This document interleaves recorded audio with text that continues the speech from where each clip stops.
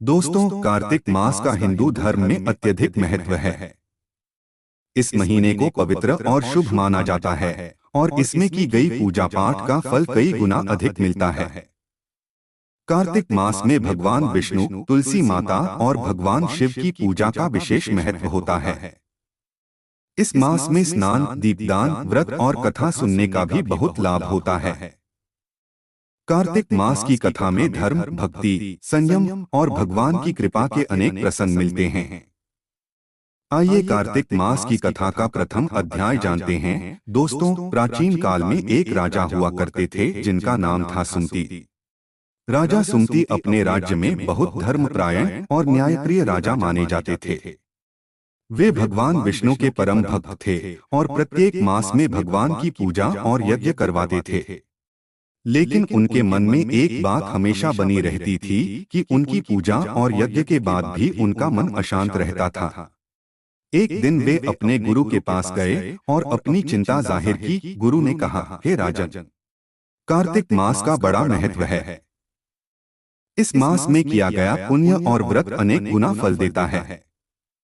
यदि आप कार्तिक मास में विधिपूर्वक स्नान, व्रत और दीपदान करेंगे तो आपके समस्त कष्ट दूर हो जाएंगे और आपको मोक्ष की प्राप्ति होगी। राजा सुमति ने गुरु के वचन सुनकर कार्तिक मास के महत्व को समझा।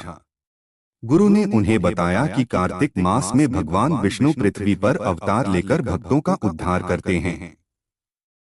इस मास में सुबह जल्दी उठकर पवित्र जल में स्नान करना चाहिए। इसके बाद भगवान विष्णु की पूजा करनी चाहिए और संध्या के समय दीपदान करना चाहिए। दीपदान से समस्त पापों का नाश होता है और व्यक्ति को पुण्य की प्राप्ति होती है। गुरु ने उन्हें एक कथा सुनाई। यह कथा भगवान विष्णु और तुलसी माता की महिमा को प्रकट करती है। एक समय की बात है जब भगवान विष्णु ने कार्तिक मास में ब्रज भूमि में निवास कर अनेक लीलाएं की। इस दौरान उन्होंने अपने भक्तों की रक्षा की और उन्हें धर्म के मार्ग पर चलने की प्रेरणा दी। इस मास में की गई सेवा और भक्ति से भगवान शीघ्र प्रसन्न होते हैं। दोस्तों, गुरु ने बताया कि कार्तिक मास में तुलसी पूजा का भी विशेष महत्व है। तुलसी माता को भगवान विष्णु की प्रिय पत्नी माना जाता है। एक बार तुलसी माता ने भगवान विष्णु से कहा, प्रभु, मैं आपके भक्तों को पापों से मुक्त करना चाहती हूँ। भगवान विष्णु ने कहा, हे तुलसी, तुम जो चाहती हो वही होगा। कार्तिक मास में जो भक्त तुम्हारी पूजा करेंगे और तुम पर जल अर्पण करेंगे, उनके सारे पाप दूर हो जाएंगे।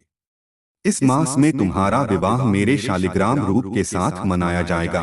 तब से हर कार्तिक मास में तुलसी विवाह का आयोजन होता है, जिसे भगवान विष्णु और तुलसी माता का मिलन माना जाता है। इस पूजन से भक्तों को सभी प्रकार की सुख समृद्धि प्राप्त होती है। गुरु ने राजा सुमति को बताया कि कार्तिक मास में पवित्र नदियों, तालाबों या सरोवरों में स्नान करने से सभी पाप नष्ट हो जाते हैं।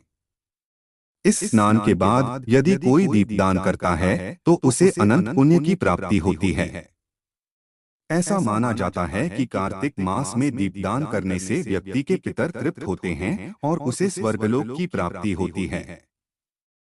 राजा सुमति ने गुरु की बातों को ध्यानपूर्वक सुना और कार्तिक मास के प्रत्येक नियम का पालन करने का निश्चय किया।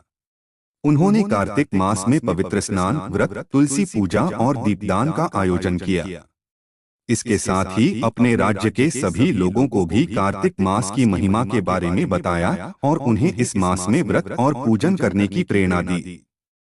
राजा सुमति ने कार्तिक मास का व्रत और पूजा पूरी श्रद्धा से किया। इसके परिणामस्वरूप उनके जीवन में शांति और सुख का संचार हुआ।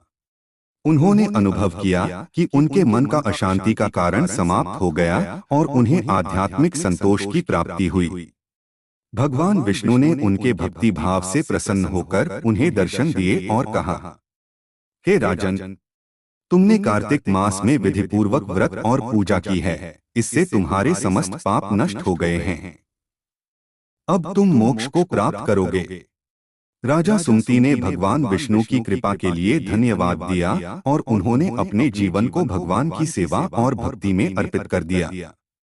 उनके राज्य में भी धार्मिक वातावरण का संचार हुआ और सभी लोग कार्तिक मास के महत्व को समझकर इसे भक्ति और श्रद्धा के साथ मनाने लग। कार्तिक मास की कथा हमें सिखाती है कि इस पवित्र मास में भगवान की भक्ति, स्नान, व्रत और दीपदान का कितना महत्व है। यह मास भगवान विष्णु और तुलसी माता की कृपा पाने का समय है।